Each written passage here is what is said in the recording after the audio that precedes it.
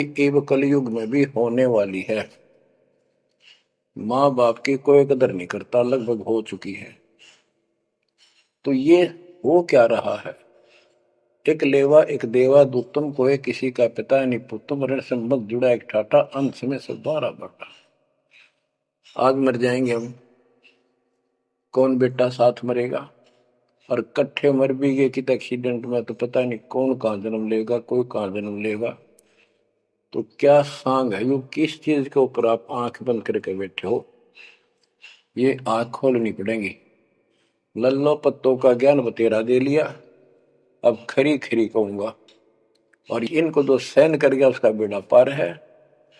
और जिसके अंदर दोष होगा वो या तो ठीक हो जाएगा ना छोड़ जाएगा इस विषय को। हमने ईशा की जरूरत भी नहीं है। क्या ये बालकों के गीत है या कोई नावल की बातें हैं? ये गॉड गिवन गिफ्ट आपके लिए एक अनमोल ज्ञान है। साथी हैं, माता पिता हैं, और कोई रिश्तेदार है, और कोई दोस्त है, वो निर्वाह की जानकारी बता सकते हैं कि भाई ये पढ़ाई कर ले, ये ट्रेनिंग कर ले, ये कोर्स कर ले, या इस तरह का ये बिजनेस कर ले, इसमें घना धना होगा। और संत बताते हैं ये भक्ति कर ले, इस तरह भक्ति का धनी तो होगा ही होगा, और भौतिक धन भी साथ मिलेगा। जैसे किसान गेहूं बीजता है, उसका गेहूं बीजने का मुख्य उद्देश्य है कि मैं और मेरा परिवार आहार प्राप्त करे, भूखे ना मरे। तो गेहूं का उद्देश्य उसका भूस बनाना नहीं होता।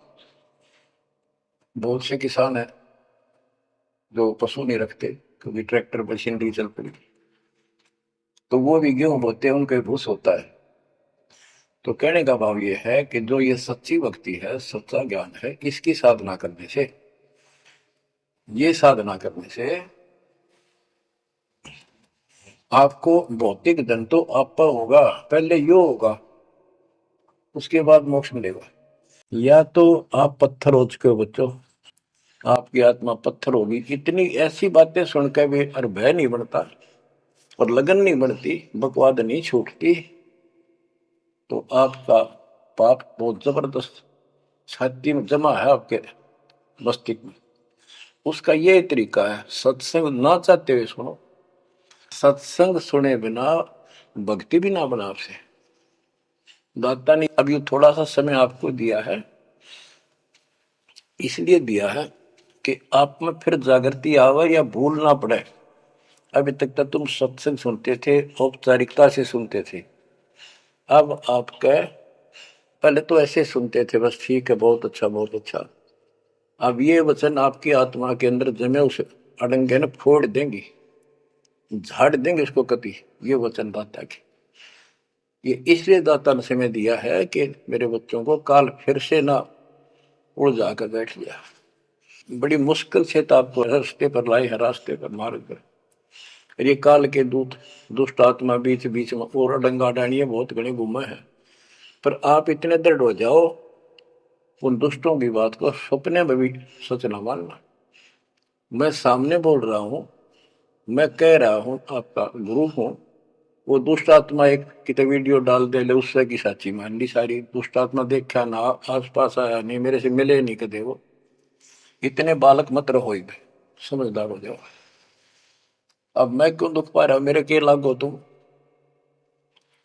अब मुझे पता है आप मेरे क्या लगते हो।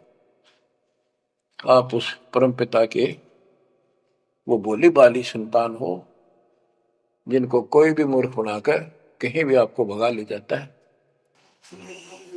आप परमात्मा के वो प्यारी आत्मा हो, और जिसके कारण मेरी नौकरी बरकरार है, मेरी मजदूरी, मेरी दिहाड़ी आपके साथ है। आप ही मेरा जीवन हो, आप ही मेरे जीवन का उद्देश्य लक्ष्य हो चुके हो।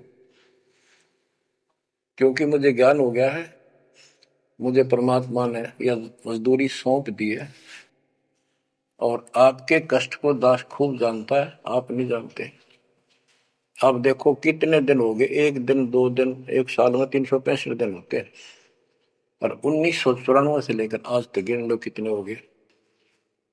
केवल राम राम रटूं, सारा दिन ये गीत गाऊं, और आपको सतर्क करता हूं, जगाता हूं, कुत्ते की तरह भौंक रहा हूं दिन रात, वफादार कुत्ते की तरह।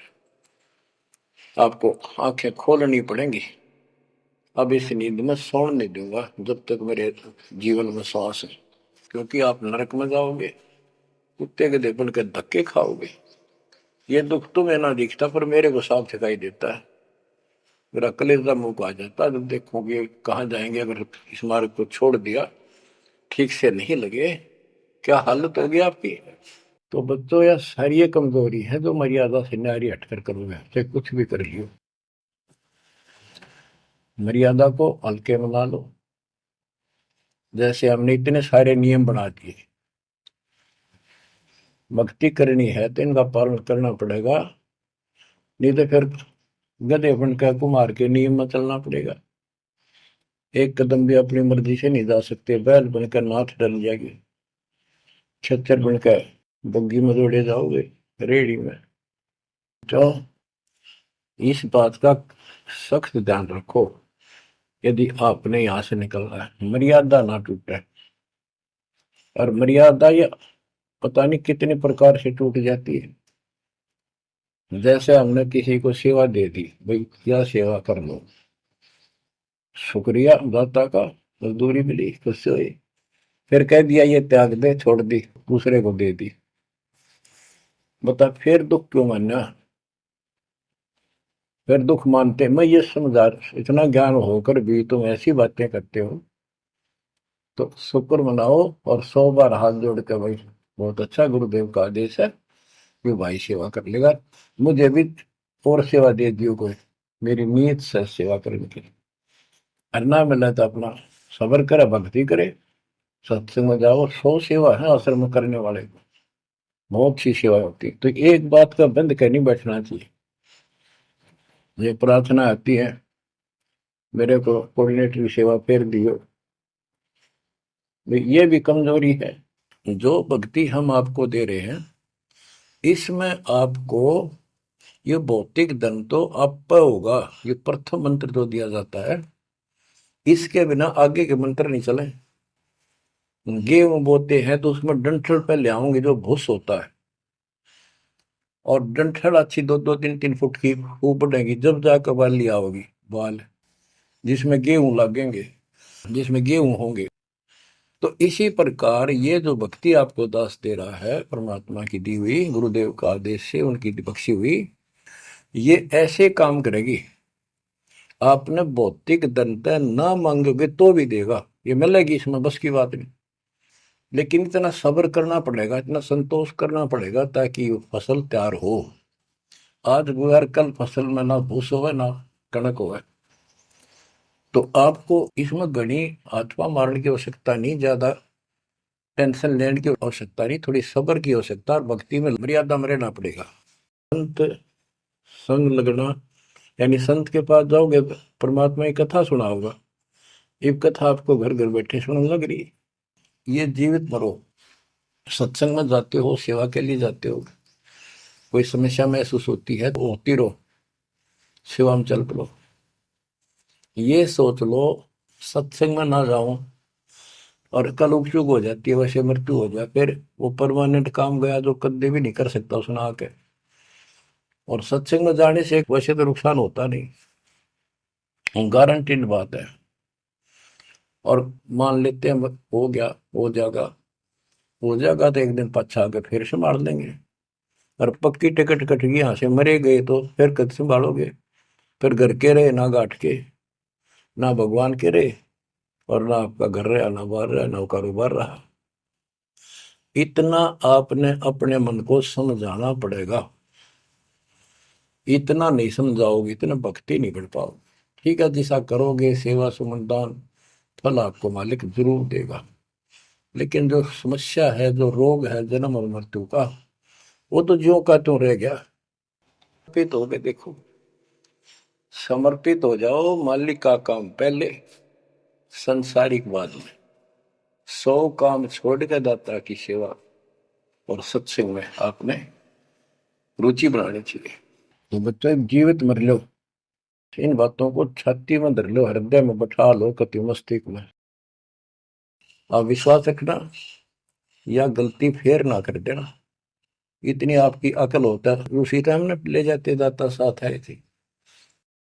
बच्चों, ये अमर कथा, ये अमर वाणी आपको कहां से हो रही है? ये आकाशवाणी सतलोक से, मान लो, या सतलोक से आपके ऊपर ऐसी कलम तोड़ दी दाता ने, अपने बच्चों को सीने से लगा लिया। ये सत्कर मान लेना और मालिक के चरणों में पड़े रहना। द्वार धनी के पड़ा रहे, धक्के धनी के खावे, 100 काल जगदोधी द्वार छोड़ नहीं जाए।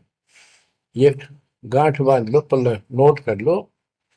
कबीर द्वार धनी के पड़ा रहे, धक्के धनी के खावे, 100 काल जगदोधी पर द्वार छोड़ नहीं जाए। ये संसार समझदा नाही, कहंदा शाम दोपहरे, गरीब दास ये वक्त जाते है, रोवोगे इस पैरे। जो भक्ति नहीं करते वो तो रोवेंगे, और भक्ति करके गलती करेंगे वो भी रोवेंगे। इसलिए समझा है तो सर दर पाओ, बहुत मेरे असाधा।